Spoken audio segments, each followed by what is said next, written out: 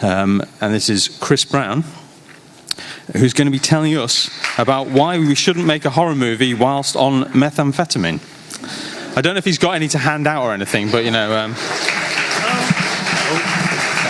I don't know. It's okay? I don't know. Yeah. Right. Oh, hello.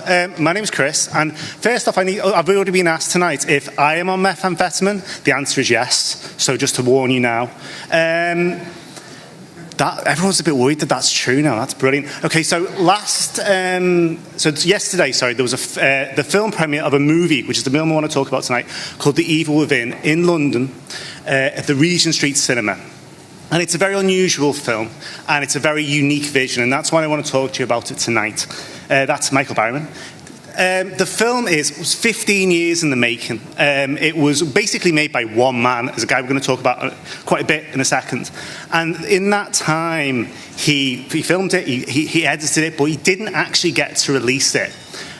He never finished it, basically. He's obsessed with it. And the biggest thing is, though, he really shouldn't have made the film. It was a terrible error in judgment. And the reason why it was such a bad error in judgment is the fact that it is absolutely, diabolically, awfully offensive.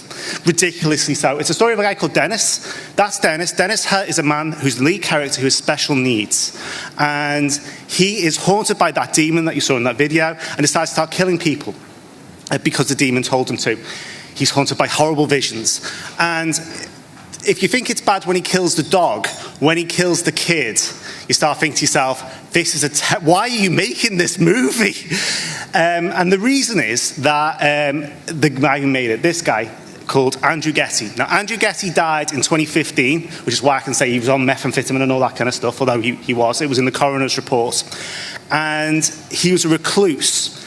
And he had $6 million in the bank before he started. He was the writer of the film, the director of the film, and very much the drug taker of the movie as well. And what he did was buy all the equipment himself and film it in his house. And he spent every single penny he had making the film. So for 5 years, he filmed the movie, and actors dropped out. He kept on losing staff because he was unable to kind of create a film in a normal way, in the sense that you've got, 6 weeks and you film it.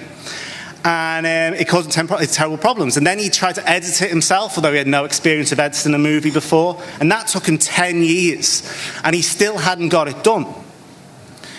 And there's a great story of the producer, one of the producers, some of the guys trying to help him do it. And he saw him sitting there eating cereal at the end of, trying to get the movie finished, because he was totally obsessed by it. And when you bear in mind the fact that it's a film about a lad with special needs who kills people, you start thinking to yourself, what the hell were you thinking?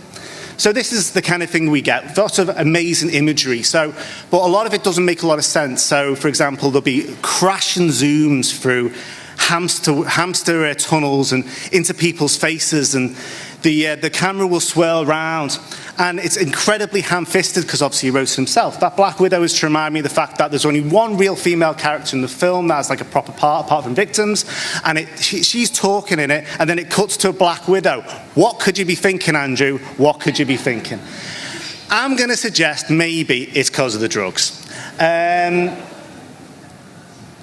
He was literally on his own. A couple of weeks before he died, he filed a restraining order against his ex-girlfriend. I'd also suggest, though, that it's a personal vision. So this is a guy who has been given complete freedom because he's done it himself and decided to make a film about this particular thing, about a man, a teenage boy who goes out killing people because a demon said so, who's got special needs. And as you can imagine, with that kind of power, he is out of control and doing recreational meth use. Now, I don't know it's possible to do recreational meth use, but God love him for trying. And I think that's possibly, when you watch the film, you realise that what he's actually saying is he's lonely. And he's lonely. The main character is in a world where everyone he knows, apart from close family, are people who he interacts with for transactions. So he's trying to say to people that he can't communicate with people on a normal level. And not only that, he's got real problems with his family. There's definitely family beef going on in the background.